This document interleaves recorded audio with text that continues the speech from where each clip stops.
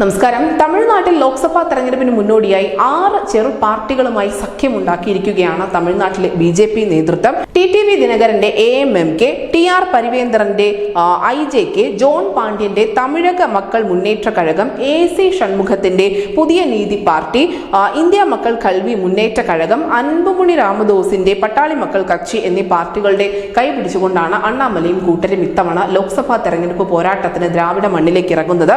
കരാർ പ്രകാരം നിലവിൽ പട്ടാളി മക്കൾ കക്ഷിക്ക് 10 സീറ്റും AMMKക്ക് 2 സീറ്റും AJK, PNK, new justice party, TMMK, AMMK എന്നീ പാർട്ടികൾക്ക് ഓരോ സീറ്റുമാണ് നൽകിയിരിക്കുന്നത്.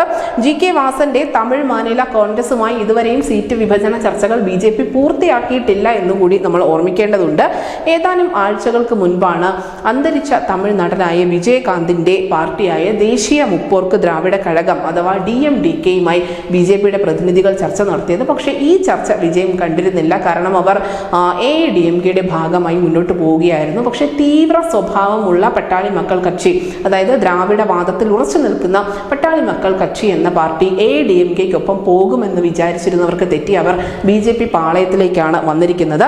എന്തായാലും AIADMKയുടെ തണലിൽ നിന്നും മാറി പുതിയ പാർട്ടികളുമായി കൈ കൊടുത്തുകൊണ്ട് കളത്തിലിറങ്ങാനുള്ള അണ്ണാമലയുടെ ഈ തീരുമാനത്തിന് കേന്ദ്ര നേതൃത്വവും അനുമതി നൽകിയിട്ടുണ്ട്. കേന്ദ്ര ആഭ്യന്തരമന്ത്രി അമിത്ഷാ ഉൾപ്പെടെയുള്ള ആളുകൾ അണ്ണാമലയ്ക്ക് അഭിനന്ദനവുമായി രംഗത്തെത്തിയിട്ടുമുണ്ട്. കാരണം തെരഞ്ഞെടുപ്പിന് ഏതാനും ആഴ്ചകൾക്ക് മുൻപ്, അതും ഈ ചെറിയ സമയപരിധിക്കുള്ളിൽ ഇത്രയും അധികം പാർട്ടികളെ ആകർഷിക്കുക എന്നത് നിസ്സാരമായ കാര്യമല്ല.